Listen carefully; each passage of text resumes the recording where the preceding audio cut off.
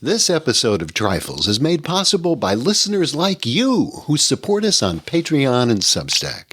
To learn more, go to patreon.com/trifles or trifles.substack.com. Welcome to Trifles, a weekly podcast about the Sherlock Holmes stories.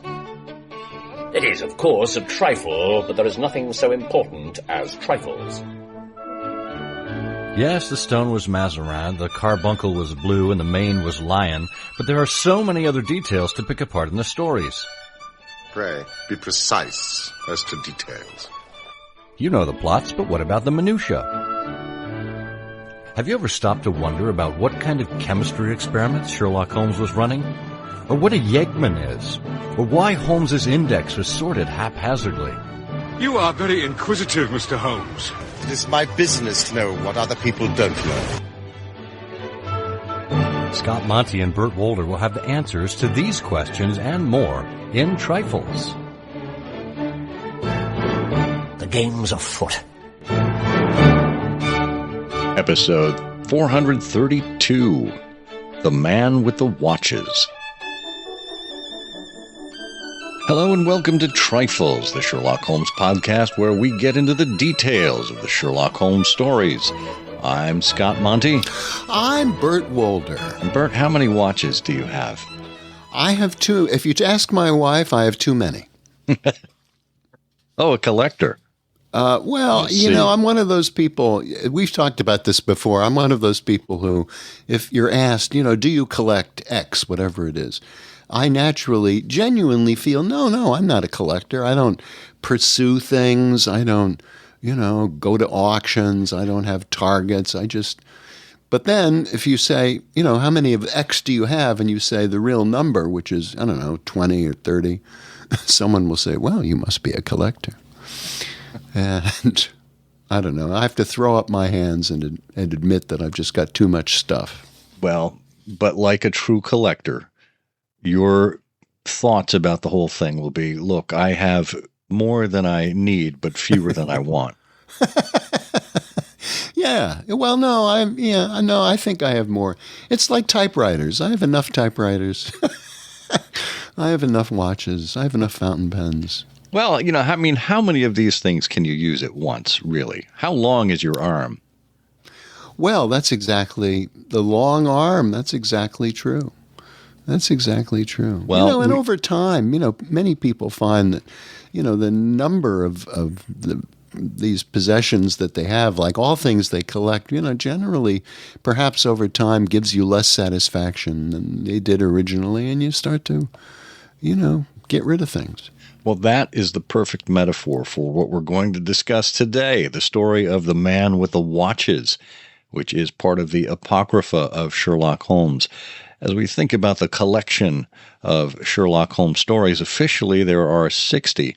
But as you know from our previous episode in last month, we began talking about the Apocrypha, other stories that possibly should be included in the great opus known as the canon. This, together with the one we'll be talking about in the next episode, the Lost Special, have a special provenance, and we'll talk about that as well as a plot summary and some creative theories as to exactly why this should or should not be considered part of the Sherlockian canon. So stay tuned for that. Meanwhile, I just wanted to remind you that you can become a supporter of the show for as little as $1 a month through Patreon or on Substack. You pick the platform that works for you. Both are available as links in our show notes. You can go to patreon.com/trifles or trifles.substack.com and sign up. There you will have access to all of our archives, which includes Trifling Trifles. We'll be putting out a few more episodes of shorter shows of much more specific, almost microscopic nature of some issue we've identified in the canon that don't warrant a full Trifles episode, but we thought were still interesting. So make sure you're signed up for those as a supporter. Only our financial supporters can listen to those episodes. And of course, if you are a supporter, you are entered automatically into a drawing every month to receive a free back issue of the Baker Street Journal. So check all of that out and more in our show notes.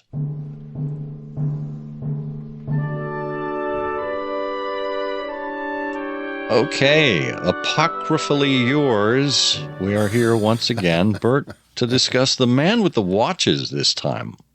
What's this story all about? And when was it written even? Well, this story appeared in the Strand magazine of 1898. And it's I'm happy to say that thanks to the Doings of Doyle website, our friends Mark Jones and Paul Chapman. Mark Jones and Paul Chapman. Yeah, Paul Chapman. There is a excellent summary of it.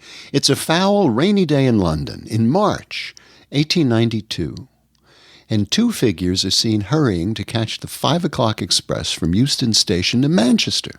One is a tall man in his 50s whose features are hidden by an upturned astrakhan collar of his overcoat.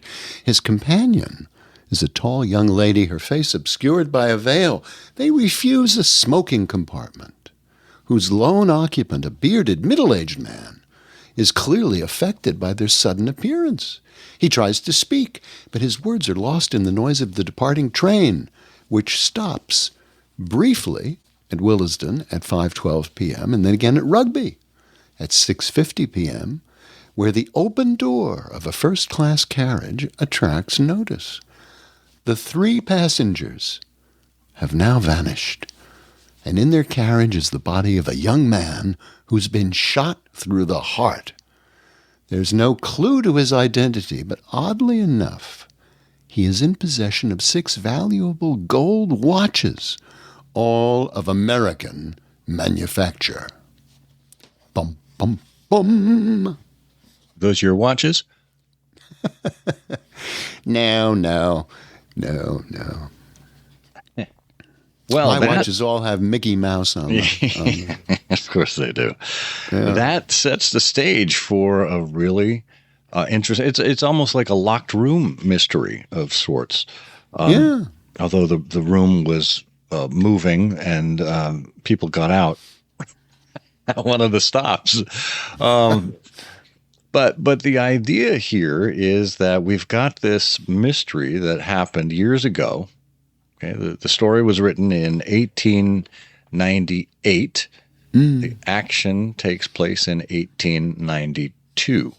And by the way, we should mention that this was written for inclusion with the Lost Special in a volume of 12 stories called Round the Fire Stories by Conan Doyle. He wrote these 12 stories in 1898. And the idea was that he was working on his home, Undershaw, and needed funds to complete the home. So, yeah, and it appeared first in the Strand magazine. You know, all these stories were first shown up in the Strand and then gathered in that volume. Yes. So there's Conan Doyle needing money. Now it's interesting when you delve a little into the actual case, The Man with the Watches, which has been published in a variety of places. You can read it online. It's in the Apocrypha of Sherlock Holmes as part of the Sherlock Holmes reference library.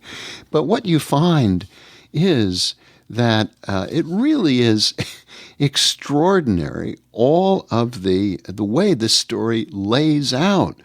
You know, the Conan Doyle tells you that when they look at the train line, one of the things they find is a copy of the Bible down at the bottom of an embankment.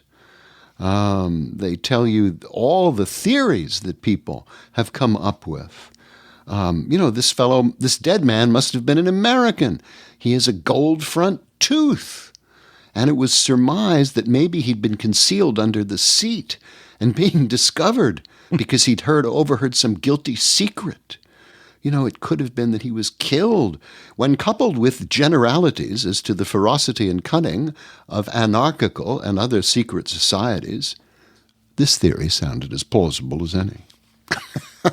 And then the fact that he should be without a ticket would be consistent with the idea of concealment.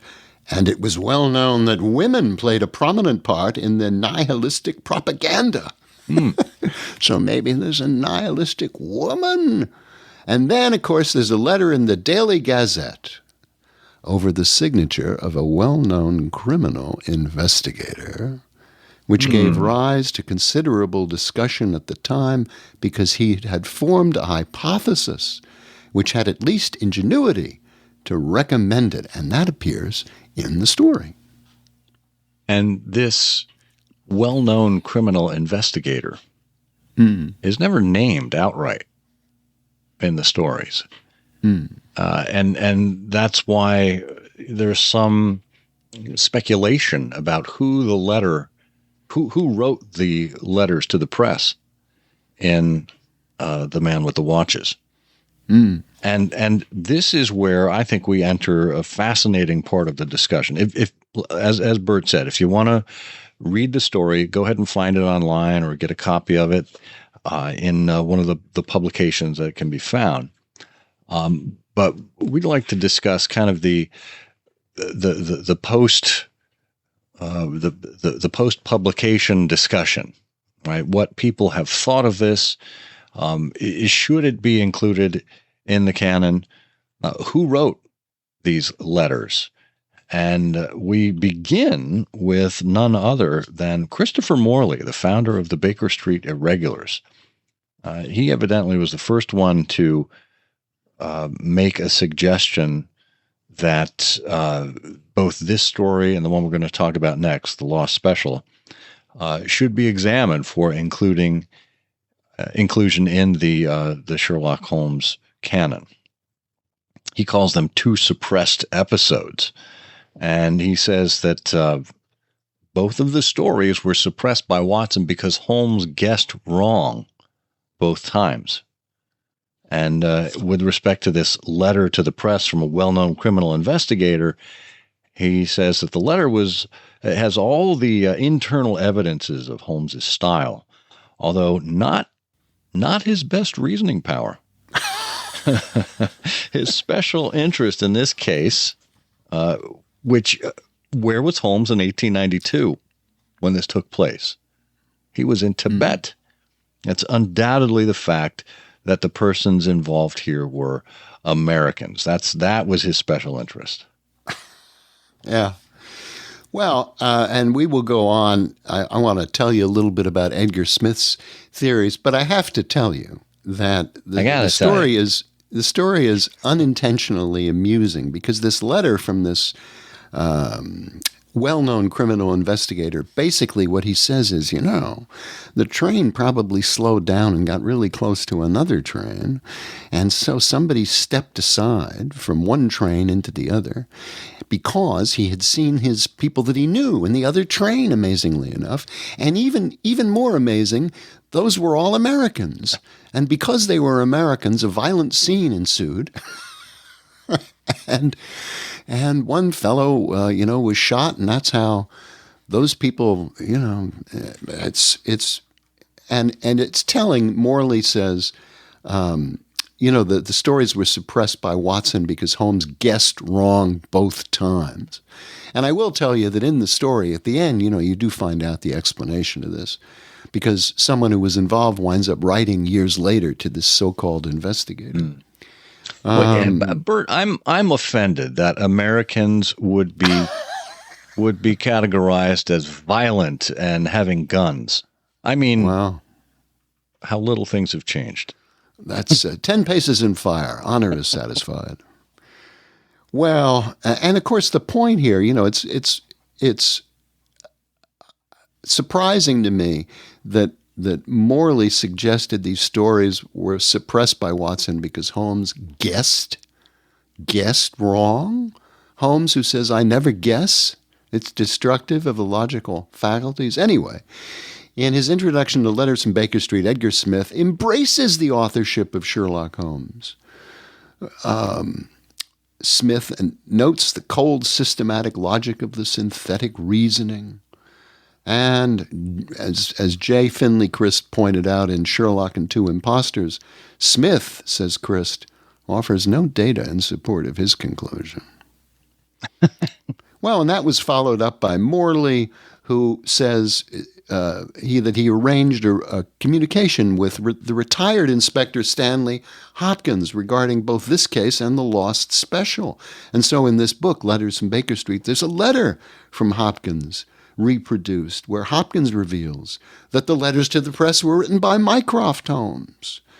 He calls the letter redolent of Mycroft's personality, his sneer at the American mentality, and his indolence. He's too lazy even to make personal inquiry at Euston Station regarding the tickets.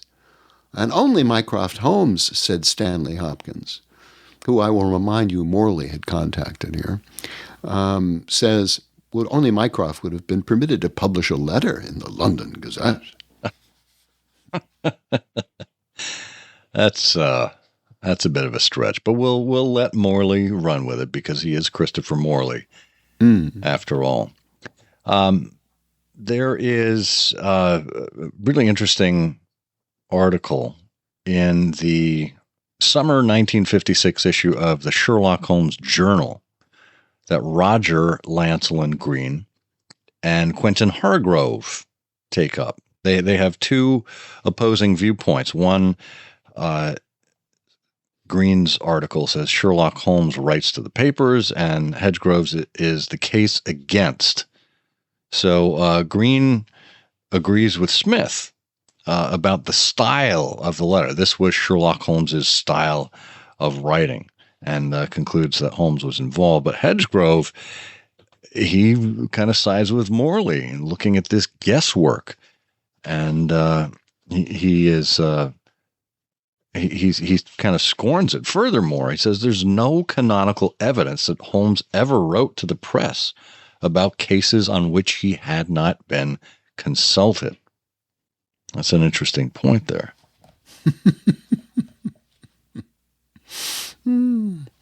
Well, and then Anthony Boucher. And Anthony Boucher is a wonderful character, great Sherlockian. His real name was William Anthony Parker White, but his pen name was Anthony Boucher. He was a writer, a critic, an author, an editor.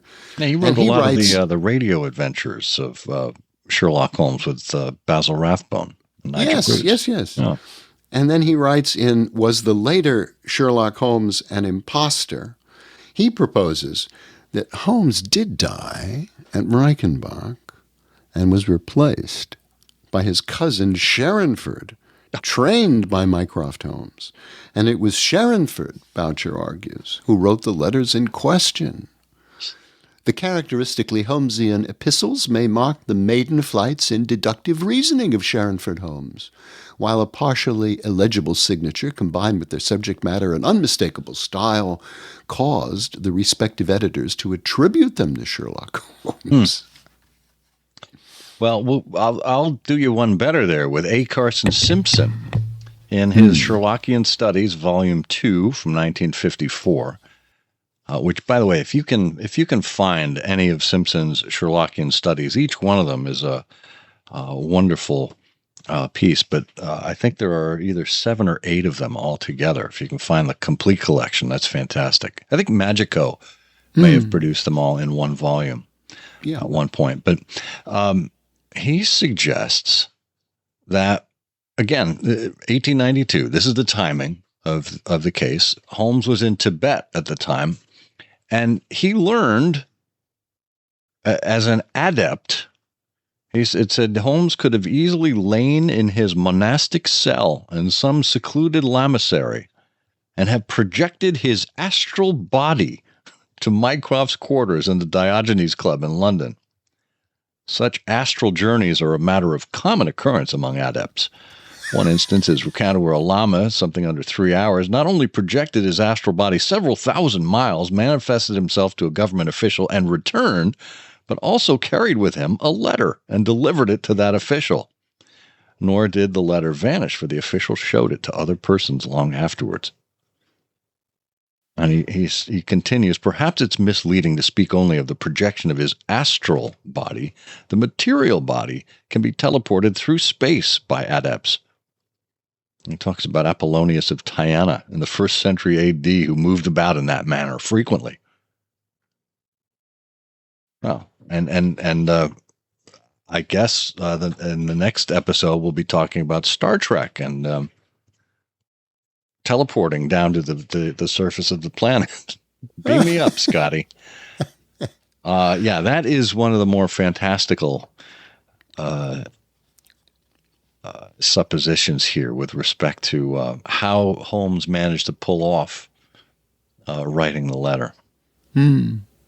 Well, and then we get to Walter Shepard, who's someone that we've talked about before, who wrote in On the Scent with Sherlock Holmes that Barker was the author of the letter. Oh no, this is in the Lost Special, so we're not dealing with the Man with the Watches, are we? Well, maybe he mentions the letter. Yeah, no, this is about the letter to the press. Or is there another letter in the Lost Special? Interesting. Well, anyway, Barker. We'll find out next month. Barker, you'll remember, is Holmes's hated rival on the Surrey shore in The Retired Colourman. And, he's a character who pops up every once in a while.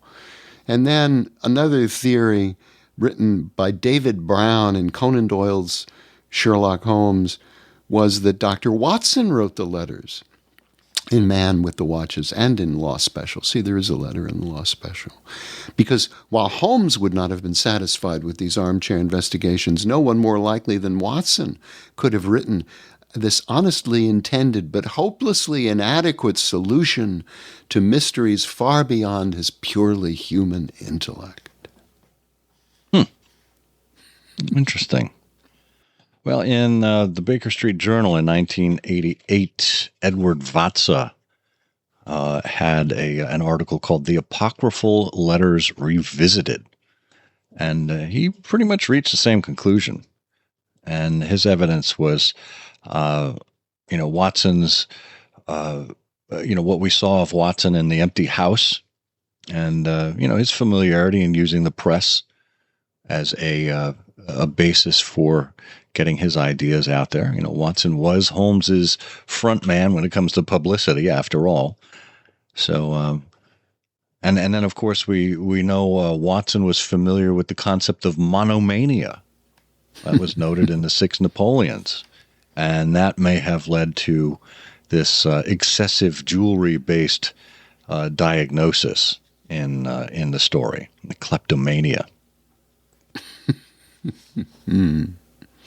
Well, all of this just shows you how much fun there is in the world of Sherlock Holmes and how much creativity can be involved in attempting to construct explanations of some of these bizarre behaviors, and even in these tangential stories. There's just a lot of fun to be had and a lot of interesting things to think about. And that is plenty of Trifles. It is, of course, a trifle, but there is nothing so important as trifles. Please join us again next week for another installment of Trifles. Show notes are available on SherlockHolmesPodcast.com. Please subscribe to us on Apple Podcasts and be sure to check out our longer show, I Hear of Sherlock Everywhere, where we interview notable Sherlockians and share news of the Sherlockian world. You've taken my breath away, Mr. Holmes.